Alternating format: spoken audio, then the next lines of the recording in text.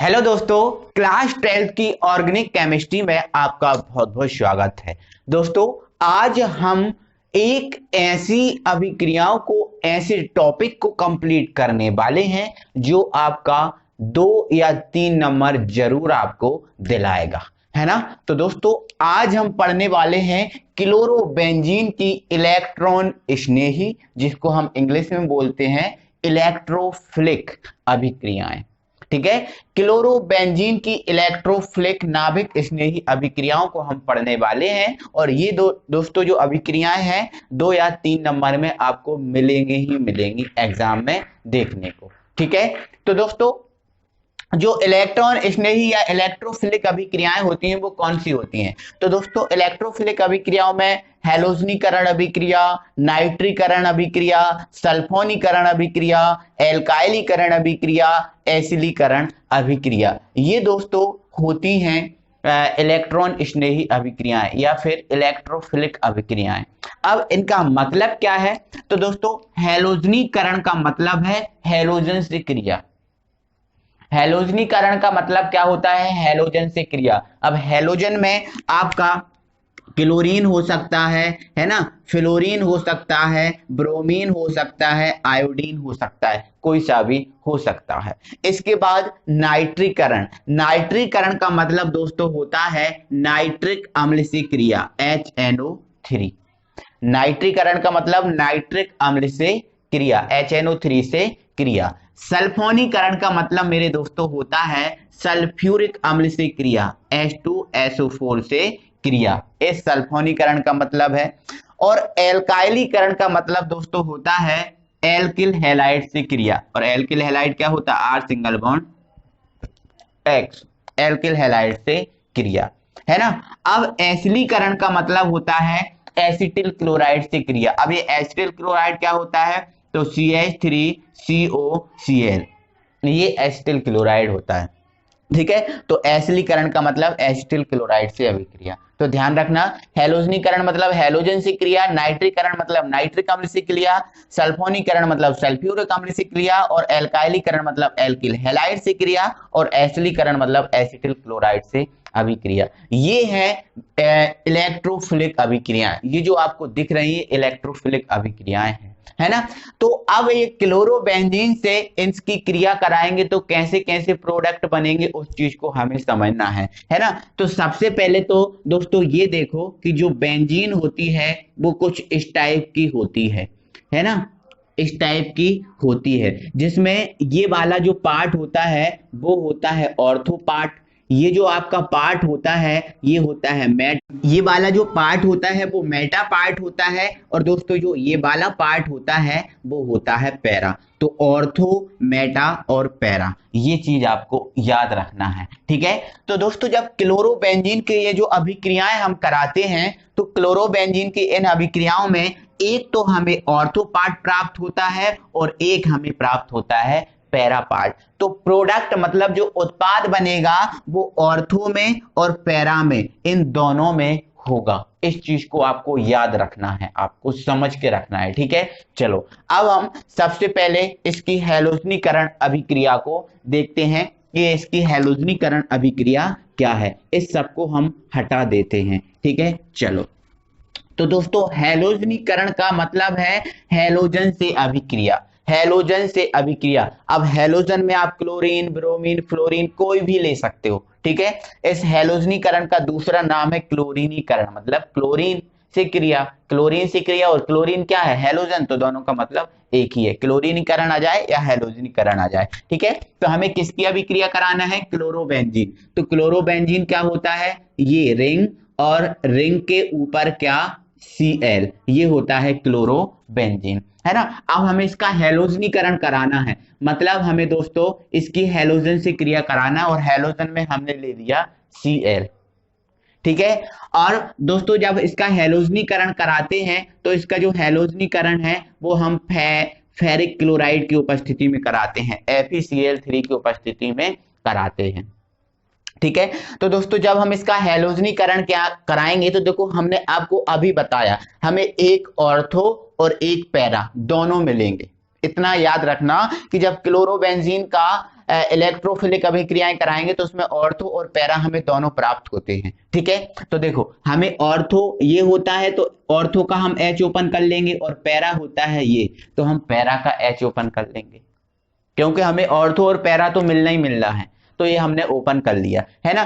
तो आगे देखो दोस्तों क्या होगा, इस स्थिति में हम इसके दो अणु लेंगे है ना, तो कितने हो जाएंगे हमारे पास, क्लोरीन 4 है ना। अब ये 4 क्लोरीन हो जाएंगे तो क्या होगा दोस्तों, इसमें से 2 क्लोरीन होंगे, ये दोनों क्लोरीन एक H ये और एक H ये दोनों H को कर देंगे बाहर। जब दोनों H को बाहर कर देंगे तो मेरा दोस्तों बनेगा क्या, 2HCl 2HCl। अब हमारे पास 2 Cl बचे हैं तो एक Cl यहां पर जुड़ जाएगा और एक Cl यहां पर जुड़ जाएगा। ठीक है, तो इसको हम अलग अलग बना सकते हैं है ना, अलग हम बना सकते हैं। यहां पर ये Cl लिख दिया और एक Cl यहां लिख दिया है ना, तो ये हमने अलग बना दिया है ना, और जो ऑर्थो का हमने अलग बना दिया और पैरा का हम अलग बना देंगे। ठीक है, तो एक रिंग और बनाएंगे। ठीक है, और हमने ये बना दिया पैरा का। ठीक है, एक बार हमने ऑर्थो पे जोड़ दिया और एक बार हमने Cl को कहां जोड़ दिया, पैरा पे जोड़ दिया, तो ये ऑर्थो बना और ये क्या बना, पैरा बना, हमेशा याद रखना। ओके, तो इसमें इसका नाम क्या होगा, देखो ये तो हमारा क्या है, क्लोरोबेंजीन है, ये हमारा क्या है, क्लोरोबेंजीन है। ठीक है, अब ये पूरा क्लोरोबेंजीन और ये क्या है, क्लोरो, और ये कहां पे जुड़ा है, ऑर्थो पे है ना, तो आप क्या लिख दोगे, ऑर्थो ऑर्थो पे क्या जुड़ा है, क्लोरो, तो ऑर्थो क्लोरो और ये पूरा क्या हो जाएगा, क्लोरोबेंजीन।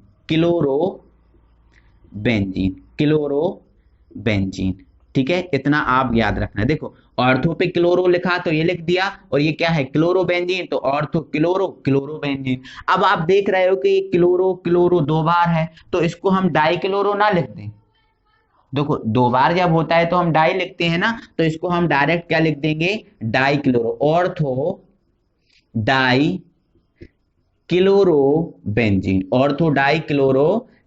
ये हो गया। अब हम इस पे देख रहे हैं, इस पे पैरा पे जुड़ा है तो इसका नाम क्या हो जाएगा, पैरा डाई क्लोरोबेंजीन। ठीक है, अब देखो इसको हम ऐसा बोलेंगे ना, पैरा क्लोरो और क्लोरोबेंजीन, तो क्लोरो 2 बार आएगा तो इसको पैरा डाई क्लोरोबेंजीन बोल देंगे। ठीक है, तो इसकी थ्योरी क्या हो जाएगी दोस्तों, क्लोरोबेंजीन का FeCl3 की उपस्थिति में हैलोजनीकरण कराने पर ऑर्थो डाइक्लोरोबेंजीन और पैरा डाइक्लोरोबेंजीन बनता है। इस अभिक्रिया को हैलोजनीकरण या क्लोरीनीकरण अभिक्रिया कहते हैं। सिंपल है, ये आपको लिखना है, आपको समझ में आनी चाहिए थ्योरी। वैसे आपको लिखना है तो लिखो, नहीं लिखना तो कोई दिक्कत नहीं, बट बाकी समझ में आपको आना चाहिए। तो ये है हमारा हैलोजनीकरण अभिक्रिया। अब हम दोस्तों इसकी देखते हैं नाइट्रीकरण अभिक्रिया। इसको हम पूरा का पूरा हटा दे रहे हैं, आपको समझ में आ गया होगा। ठीक है, तो नाइट्रीकरण अभिक्रिया का मतलब क्या है मेरे दोस्तों, नाइट्रिक अम्ल से क्रिया। नाइट्रीकरण का मतलब नाइट्रिक अम्ल से क्रिया, तो यहां पर हमने लिख दिया नाइट्रीकरण अभिक्रिया। ग्रीन पेन से सही दिख रहा है क्या, नीले पेन से, सॉरी सही दिख रहा है क्या, ठीक है। नाइट्रीकरण अभिक्रिया मतलब नाइट्रिक अम्ल से अभिक्रिया कराना है। ठीक है, तो देखो हमें किसकी कराना है, क्लोरोबेंजीन की कराना है, तो ये रहा हमारा क्लोरोबेंजीन, रिंग के ऊपर Cl। ठीक है, ये हमारा क्या रहा, क्लोरोबेंजीन।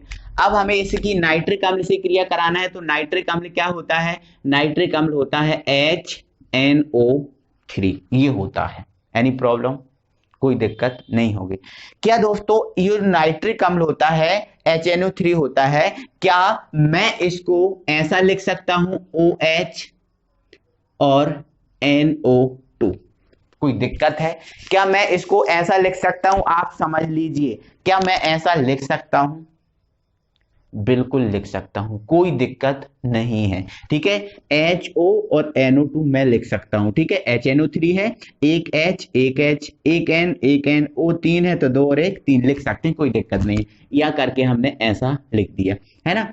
अब दोस्तों हमने देखा है कि जो इसमें प्रोडक्ट बनता है एक ऑर्थो पे बनता है और एक पैरा पे बनता है, तो हमने ऑर्थो का H ओपन कर लिया और पैरा का H ओपन कर लिया। Any problem? कोई दिक्कत नहीं होगी मेरे दोस्तों, मुझे ऐसा लग रहा है। ठीक है, तो दोस्तों ये जो अभिक्रिया है, हम ये अभिक्रिया कराते हैं सांद्र H2SO4 की उपस्थिति में, सांद्र H2SO4 की उपस्थिति में, है ना। तो क्या होगा दोस्तों, जो OH दिख रहा है, क्या दिख रहा है आपको, OH, ऑक्सीजन और हाइड्रोजन। ये ऑक्सीजन और हाइड्रोजन, कुछ हाइड्रोजन इससे लेकर, आपको पता है जब ऑक्सीजन और हाइड्रोजन मिलते हैं तो क्या बनता है, जल बनता है ना। और इसमें संतुलित करने की हमें कोई आवश्यकता नहीं होती, इसका बिल्कुल आप टेंशन मत लेना। ठीक है, तो जब O और H मिलेगा, O और H मिलेगा, तो जब OH मिलते हैं तो बनता है H2O। क्या बनता है, H2O। तो ये हो गया जल बाहर, संतुलित हमें करना नहीं है, जरूरत ही नहीं होती। ठीक है, अब हमारे पास क्या बचा है, NO2। तो एक NO2 एक बार यहां जुड़ जाएगा और एक बार जुड़ जाएगा यहां। ठीक है, क्योंकि हमें पता है ऑर्थो और पैरा बनता है ना। तो ये हमने लिखा, ये हमने क्या लिखा, क्लोरोबेंजीन, ये तो है ही। अब एक बार NO2 ऑर्थो पे जुड़ जाएगा तो ये NO2 ऑर्थो पे जुड़ गया, और एक बार जो NO2 है वो कहां पर जुड़ जाएगा, पैरा पर जुड़ जाएगा, है ना। तो ये हमारा जुड़ गया पैरा पर, NO2। ठीक है, तो ये हमारा ऑर्थो, देखो ऑर्थो पे क्या जुड़ा है, नाइट्रो, और ये पूरा क्या है, क्लोरोबेंजीन है। अब यहाँ पर पैरा पे जुड़ा क्या है, नाइट्रो, और पूरा क्या है, क्लोरोबेंजीन है। तो हम इसका नाम लिख देंगे, क्या हो जाएगा, ऑर्थो क्लोरो, ऑर्थो नाइट्रो है। इस NO2 को हम क्या बोलते हैं, नाइट्रो, ऑर्थो नाइट्रो, और ये पूरा क्या है, क्लोरोबेंजीन, है ना, ऑर्थो नाइट्रो क्लोरोबेंजीन। और इसका नाम क्या हो जाएगा, para nitro chlorobenzene, para nitro chlorobenzene. I hope दोस्तों कि आपको समझ में आ गया होगा, क्योंकि क्लोरोबेंजीन की जब इलेक्ट्रोफिलिक अभिक्रियाएं कराएंगे तो ऑर्थो और पैरा हमें मिलना ही है, चाहे आप एसिडीकरण कराओ, चाहे आप नाइट्रीकरण कराओ, है ना, चाहे एल्काइलीकरण कराओ, ऑर्थो और आप पैरा तो आपको मिलेंगे ही मिलेंगे। ठीक है, तो ये समझ में आपको आ गया होगा, आई होप। ठीक है, अब दोस्तों नेक्स्ट अभिक्रिया हम करेंगे इसकी सल्फोनीकरण अभिक्रिया। कौन सी अभिक्रिया, सल्फोनीकरण अभिक्रिया। ठीक है, इसको हटा दें क्या हम, बिल्कुल, है ना। ठीक है, तो नेक्स्ट अभिक्रिया है हमारी कौन सी अभिक्रिया, सल्फोनीकरण अभिक्रिया। ठीक है, चलो सल्फोनीकरण, है ना। तो यहां पर हम क्या लिख देंगे, सल्फोनीकरण अभिक्रिया। ठीक है, सल्फोनीकरण अभिक्रिया, समझना आप, सल्फोनीकरण का मतलब क्या होता है, सल्फ्यूरिक अम्ल से क्रिया, ठीक है। तो ये हमारा रहा क्लोरोबेंजीन, क्योंकि हम क्लोरोबेंजीन की तो कर रहे हैं तो हमें क्लोरोबेंजीन तो लेना ही पड़ेगा। तो ये हमारा रहा क्लोरोबेंजीन, और इसके ऊपर क्या है, Cl, है ना। अब सल्फ्यूरिक अम्ल से क्रिया कराएंगे तो इसको हम लिख देंगे H2SO4। यही होता है ना, सल्फ्यूरिक अम्ल होता है। ठीक है, क्या मेरे दोस्तों इसको हम थोड़ा सा चेंज कर दें, इसको हम ऐसा नहीं लिख सकते, OH और HSO3 लिख सकते हैं क्या, OH HSO3, बिल्कुल हम लिख सकते हैं, है ना। अब HSO3 क्या है, तो ध्यान रखना दोस्तों, जो HSO3 है ये है सल्फोनिक अम्ल। क्या है, सल्फोनिक अम्ल, इतना याद रखना, है ना। NO2 था तो उसको नाइट्रो बोल रहा है, अब HSO3 को हम क्या बोलते हैं, सल्फोनिक अम्ल बोलते हैं। क्या बोलते हैं, सल्फोनिक अम्ल। तो हमने OH और HSO3 इसको लिख दिया, है ना। अब हमें पता है कि इन अभिक्रियाओं में ऑर्थो और पैरा दोनों बनते हैं, तो हम ऑर्थो का H ओपन कर लेंगे और पैरा का H ओपन कर लेंगे। ठीक है, चलो दोस्तों, जब हम इनकी अभिक्रिया कराएंगे तो क्या होगा, देखो ये O और H है, तो ये OH इन HO के साथ मिलकर क्या बना लेंगे, H2O। क्या बना लेंगे H2O, है ना। संतुलित हमें करने की जरूरत ही नहीं होती ऑर्गेनिक रिएक्शंस को, मैंने बार बार बोल रहा हूँ, ठीक है। तो OH इनके साथ क्रिया करके क्या बना लेंगे H2O। अब H2O बन गया, ठीक है। अब हमारे पास क्या बचा HSO3, OH तो गया, HSO3 बचा। तो HSO3 एक बार ऑर्थो पर बन जाएगा और एक बार किस पे बन जाएगा, पैरा पे बन जाएगा, ठीक है। तो देखो क्या हो जाएगा, देखो ये हमारी रही रिंग, ओके। चलो ये हमारा क्लोरोबेंजीन एक बार ऑर्थो पर क्या जुड़ गया, HSO3 जुड़ गया, ठीक है। और एक बार कहाँ जुड़ जाएगा, एक बार जुड़ जाएगा पैरा पर, ठीक है। तो ये पैरा पर हो गया HSO3, ठीक है। अब हम इसको क्या बोलते हैं, सल्फोनिक, इसको बोलते हैं सल्फोनिक अम्ल।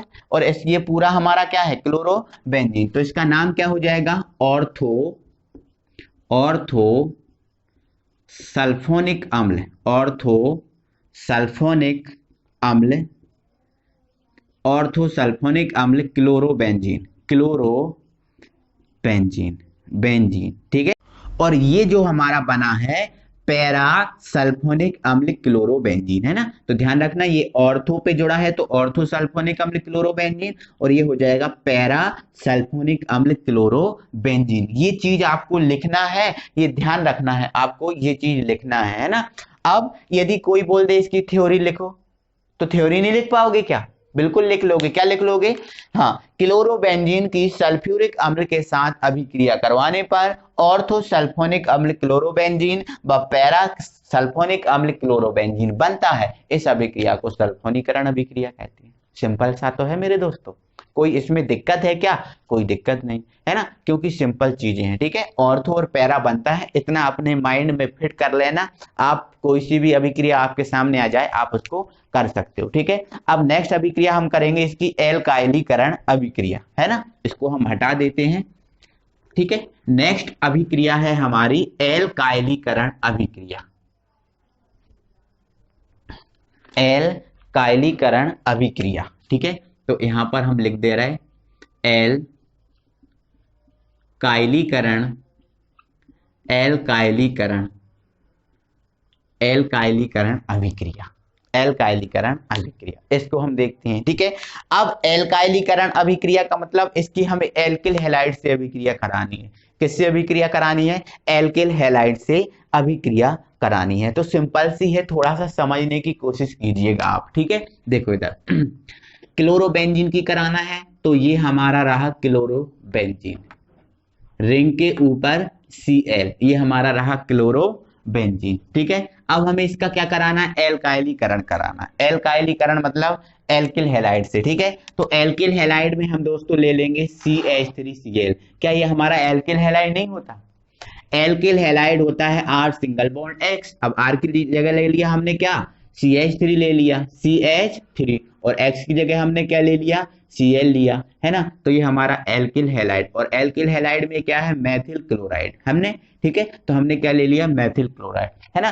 तो हमें पता है इन अभिक्रिया में ऑर्थो और पैरा दोनों बनता है ना। तो आप ऑर्थो का H ओपन कर लो और यहां से आप पैरा का H ओपन कर लो, ओके, ठीक है। तो क्या होगा मेरे दोस्तों, जो Cl दिख रहा है ये Cl इन दोनों HO के साथ सहयोग करके क्या बना लेगा, HCl बना लेगा। अब यहां बोलोगे सर एक Cl है 2 H है, तो कुछ नहीं यार, संतुलित नहीं करना, हमें संतुलित करना है तो इसमें हम 2 लगा देंगे, तो अब 2 Cl हो गए। क्लियर है कहानी, संतुलित हमें नहीं करना, टेंशन मत लो बिल्कुल भी, ठीक है। तो क्या होगा, जो Cl है इन दोनों HO के साथ सहयोग करके क्या बना लेगा, HCl, और संतुलित करना है तो इसमें 2 लगा दो, कोई दिक्कत नहीं है मुझे, ठीक है ना, ओके, है ना। बाकी आप संतुलित मत किया करो इन रिएक्शंस को, ठीक है। चलो तो HCl के साथ सहयोग करके क्या बना लेगा, HCl बना लिया। अब हमारे पास क्या बचा, CH3। तो एक बार CH3 ऑर्थो पे जुड़ जाएगा और एक बार CH3 कहां पर जुड़ जाएगा, पैरा पर जुड़ जाएगा, ठीक है। तो आप देखो इसको क्या लिखोगे, देखो ये, ठीक है। तो ये हमारा क्लोरोबेंजीन है, और एक बार ऑर्थो पर क्या जुड़ गया, CH3, है ना। और एक बार क्या होगा, पैरा पर जाके कौन जुड़ जाएगा, CH3। तो ये Cl और ये पैरा पे कौन जुड़ गया, CH3, ठीक है। अब इसका नाम क्या है, देखो ऑर्थो पर क्या जुड़ा है, मेथिल, है ना, तो क्या लिख दोगे, ऑर्थो मेथिल क्लोरोबेंजीन, और यहाँ पर क्या पैरा पे जुड़ा है, CH3, तो CH3 को हम क्या बोलते हैं, मेथिल बोलते हैं ना, तो ये हो जाएगा पैरा मेथिल क्लोरोबेंजीन। ठीक है, तो सिंपल सा नाम हो जाएगा ऑर्थो मेथिल क्लोरोबेंजीन, और ये क्या बन जाएगा, पैरा मेथिल क्लोरोबेंजीन, है ना, ऑर्थोमेथिल क्लोरोबेंजीन और पैरा मेथिल क्लोरोबेंजीन, है ना। तो ये हुई एल्काइलीकरण अभिक्रिया, है ना दोस्तों। हम किसी की भी एल्काइलीकरण अभिक्रिया, नाइट्रीकरण अभिक्रिया, है ना, हैलोजनीकरण अभिक्रिया हम करा सकते हैं, कोई दिक्कत नहीं, है ना। बस इतना याद रखना है कि किसमें हम किसकी अभिक्रिया कराते हैं। तो ये हमारी रही एल्काइलीकरण अभिक्रिया। अब हम दोस्तों इसकी जो नेक्स्ट अभिक्रिया है वो एसिलीकरण अभिक्रिया, उसको कराते हैं। एसिलीकरण अभिक्रिया, एसिलीकरण अभिक्रिया का मतलब एसिटिल क्लोराइड से अभिक्रिया, है ना। तो समझते हैं, तो देखो किसकी कराना है, हमें क्लोरोबेंजीन की कराना है। सबसे पहले आप यहां पर ले लो क्लोरोबेंजीन, तो ये हमारा रहा क्लोरोबेंजीन, ठीक है ना दोस्तों मैं यहाँ पर इन सबको बैलेंस नहीं कर रहा हूं, है ना। आप बैलेंस कर भी सकते हैं और नहीं करें तो कोई दिक्कत नहीं, ठीक है, क्योंकि ऑर्गेनिक रिएक्शन को बैलेंस करने की जरूरत नहीं होती। एसिलीकरण मतलब हमें दोस्तों एसिटिल क्लोराइड के साथ अभिक्रिया करानी है, ठीक है। तो देखो एसिटिल क्लोराइड का फॉर्मूला होता है CH3COCl, CH3COCl, ये एसिटिल क्लोराइड का फॉर्मूला होता है, ठीक है। अब इसको हम ऐसा भी लिख सकते हैं, चाहे तो हमारी सुविधा अनुसार इसको हम उल्टा कर सकते हैं, ठीक है। तो पहले Cl लिख देंगे, है ना, और फिर लिख देंगे CO और फिर लिख देंगे CH3, इसको हम ऐसा भी लिख सकते हैं, कोई दिक्कत नहीं, ठीक है। अब थोड़ा सा समझना है दोस्तों, इस थोड़ा समझना आपको ये है दोस्तों कि यहाँ पर जो CH3CO होता है ना, यहाँ पर जो CH3CO होता है इसको हम बोलते हैं एसीटो। क्या बोलते हैं, एसीटो, इतना याद रखना, है ना। CH3COO को हम बोलते हैं एसीटेट, लेकिन CH3 अकेला, CH3 और CO है तो इसको हम क्या बोलते हैं, एसीटो बोलते हैं। क्या बोलते हैं, एसीटो। आपकी कॉपी में आइट साइड में कहीं लिख लेना, ठीक है, चलो, है ना। तो इसको हम क्या बोलेंगे, एसीटो बोलते हैं ना। तो दोस्तों क्या होगा जब ये आपस में क्रिया करेंगे, है ना, तो हमें पता है ऑर्थो और पैरा बनता है, तो ऑर्थो और पैरा का हमने H ओपन कर लिया, है ना। तो क्या होगा, इसके हम दो अणु ले लेंगे, जब बैलेंस करेंगे तो क्या होगा, यहाँ से हमें कितने Cl मिलेंगे, फिर दो Cl, है ना। तो एक Cl इस S से और एक Cl इस S से, है ना, दो अणु अगर लेंगे तो बैलेंस हमें नहीं करना, तो इसलिए हम डायरेक्ट कर रहे हैं, ठीक है। तो ये Cl इन H के साथ सहयोग करके क्या बना लेगा, HCl बना लेगा। क्या बना लेगा, HCl, बैलेंस हमें करना नहीं है, ठीक है। अब हमारे पास क्या बचा है, हमारे पास बचा है CH3CO, CH3CO। तो क्या होगा, जो CH3CO बचा है एक बार ऑर्थो पर जुड़ जाएगा और ये CH3CO है एक बार पैरा पर जुड़ जाएगा, ये अलग अलग तरीके से जुड़ जाएंगे, ठीक है। तो देखो, तो ये है हमारा क्लोरोबेंजीन, ठीक है। अब एक बार ये ऑर्थो पे जुड़ेगा तो CH3, है ना, और एक बार ये कहां पर जुड़ जाएगा, पैरा पर, है ना। तो थोड़ा सा मैं छोटा बना दे रहा हूं, है ना, इसको थोड़ा सा नीचे बना, इसको हटा देता हूं पहले, ठीक है, एक मिनट,